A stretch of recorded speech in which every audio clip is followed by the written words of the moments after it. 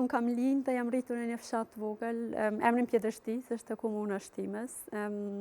Kur isha 12 vjetë, ne emigrua me familje në Zvicër. Nuk ishte një kohë e lehtë, sepse ne nuk e dinim gjuhën.